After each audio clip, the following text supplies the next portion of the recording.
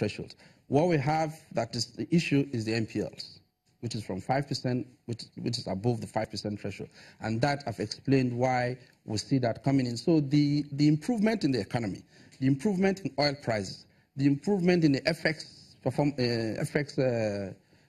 regime that we have now, all that, and also the improvement we are seeing in government revenue, including external reserve, are also going to change this, reverse this trend for the banks.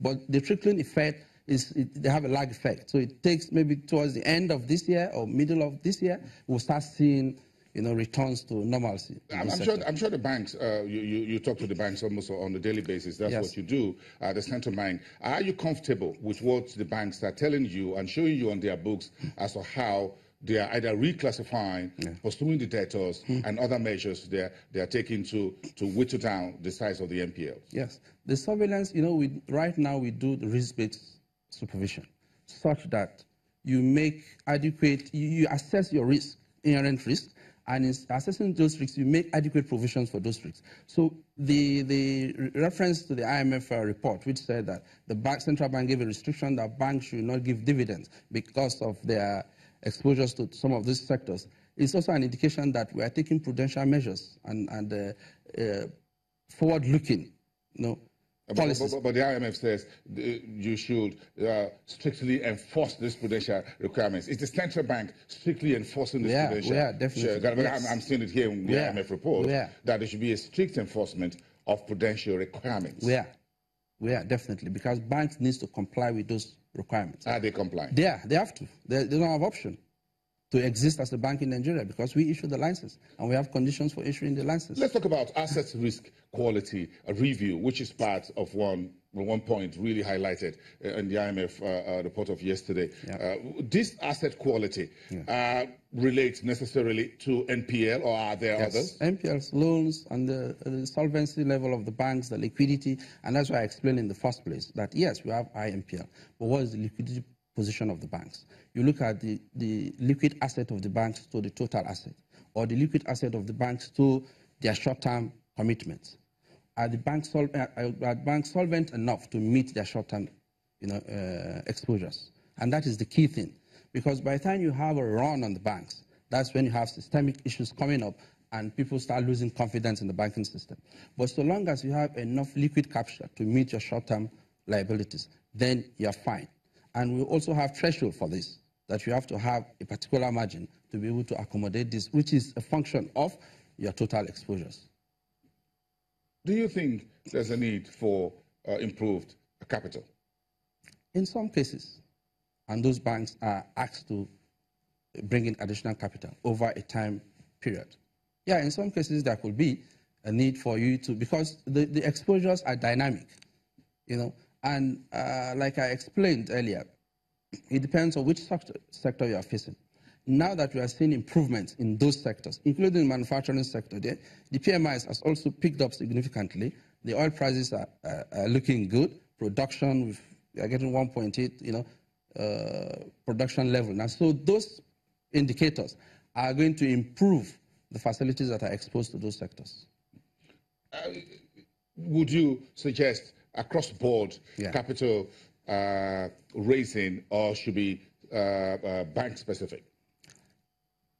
It's bank specific, and like I explained too. So the days of entire banking system recapitalization days are over? No. It's not here now.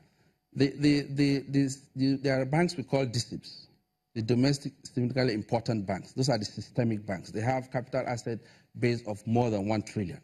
Those banks have also their prudential thresholds. Their capital adequacy ratio should be 15%. We added another 1% for them, 100 basis points, to be operating at 16%. Those banks are operating at 17, 18% now. So those ones are comfortable. For the national banks or the other banks, the threshold, the Basel threshold is actually 8%. But we are more prudent and we are doing 10%. But those banks are also operating at 11%. It's at the margin, but at least they are not at the crisis margin areas or areas where we'll be worried. And also, going forward, the Central Bank of Nigeria has developed what's called L1 system. L1 system is a model that was developed by the bank such that you can predict the probability of failure of a bank over a 10 months horizon. And that has been deployed in the central bank. So proactively from January, you can see crisis coming in December. And those actions will be taken. January was 2 months ago, yes. 2018. Yeah. Do you see any crisis by October? We have not seen. 10 months? We have not seen. You've not seen anything? We've not seen anything that cannot be managed within the system. So technically, yes. Deposits are safe? They are safe, and the banking system is sound. Sound. I can say that again. How much of monetary policy of the central bank impact on the stability or the state of health of the banking industry? Right now, we've been operating kind of contractionary monetary policy regime, and we've stayed at the 14% for a while. But you see, the inflation rate went up 17%, 18%. Our tightening has made rates coming down. There's been a debate on whether the inflation phenomenon, whether the inflation trend is a monetary or a structural phenomenon. But it's all generally agreed that it's a structural problem. So monetary policy tools are not the issues that will solve them 100%. However, they will complement. Don't forget they are short-term instruments. So given the monetary policy position we have in the bank now, which is bringing that, because if you look at it generally, the monetary policy regime that we have now is substantially accounting for the growth we are seeing in the economy. Yes, the fiscal side is doing substantially in terms of capital investment, the capex of the distance. But if you look at the FX market, what is happening there, the liquidity in the market, the transparency in the market, the price discovery that is coming to that market, and the windows that we have addressing the real sector and stuff, and even the issues that came up that, there are multiple exchanges, those rates are converging. We will have more conversations around all of that, and in particular what you do in your office in terms of policy, financial policy and regulation. So we'll come back after the break. Dr. Hassan Mahmood, Acting Director in charge of financial policy and regulation at the Central Bank, giving the first word in reactions to the latest IMF Article 4 consultation report on Nigeria and the Central Bank. We'll be right back after the break.